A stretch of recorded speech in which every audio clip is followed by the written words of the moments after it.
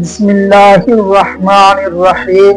সুফি সাধনার জগতে যাদের নাম স্বর্ণ অক্ষরে লেখা রয়েছে তাদের মধ্যে অন্যতম শ্রেষ্ঠ ব্যক্তি হলেন হযরত জুনায়েদ বাগদাদী রাহমাতুল্লাহ আলাইহি।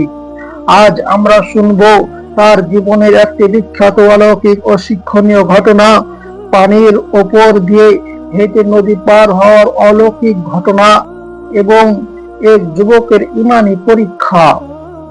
একদিনের ঘটনা, হযরত জুনায়েদ বাগদাদী রাহমাতুল্লাহ আলাইহি একটি নদীর তীরে এসে দাঁড়ালেন। নদীটি ছিল বেশ চওড়া, কিন্তু কোনো নৌকা ব্যবহার না করে তিনি পরম শান্ত মনে পানির ওপর পা রাখলেন এবং হেঁটে হেঁটে অপর পারে যেতে লাগলেন। তীরের এক যুবক এই অভাবনীয় দৃশ্য দেখে স্তব্ধ হয়ে গেল। সে দৌড়ে এসে চিৎকার করে বলল, হে বাগদাদের শেখ, আমাকেও নদী পার করে দিন, আমিও আপনার সাথে যেতে চাই। হযরত জুনায়েদ বাগদাদী রাহমাতুল্লাহ আলাইহি মাঝ নদীতে থেমে বললেন, হে যুবক, তুমি যদি আমার সাথে নদী পার হতে চাও তবে পানির ওপর পা রাখো এবং মনে মনে বলতে থাকো, ইয়া জুনায়েদ, ইয়া জুনায়েদ। যুবকটি ছিল অত্যন্ত সরল ও খাঁটি মনের মানুষ। সে কোনো দ্বিধা না করে জুনায়েদ বাগদাদীর কথায় বিশ্বাস রেখে পানিতে পা দিল এবং বলতে লাগলো, ইয়া জুনায়েদ, ইয়া জুনায়েদ। আল্লাহর কুদরতে সে অলৌকিক ভাবে পানির ওপর দিয়ে হেঁটে জুনায়েদ বাগদাদী রাহমাতুল্লাহ আলাইহির দিকে এগিয়ে যেতে লাগলো। কিন্তু যেতে যেতে যুবকের মনে একটি চিন্তা এলো।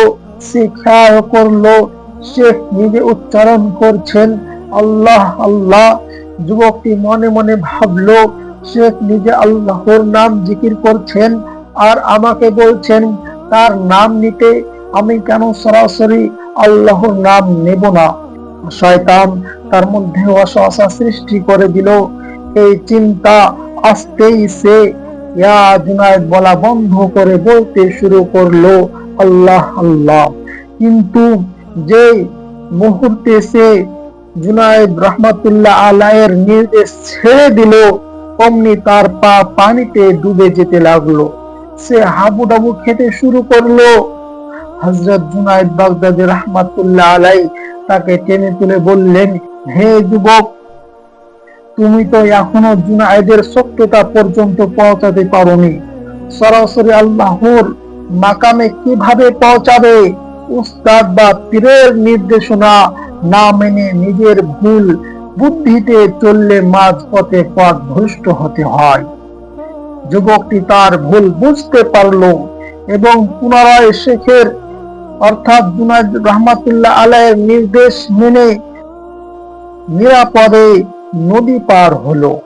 প্রিয় শ্রোতা, এই ঘটনা আমাদের শেখায় আল্লাহর নৈকট্য লাভ করতে হলে যোগ্য শিক্ষকের প্রতি পূর্ণ আনুগত্য ও বিনয় থাকা জরুরি। ভিডিওটি ভালো লাগলে লাইক ও সাবস্ক্রাইব করে সাথেই থাকুন। ধন্যবাদ।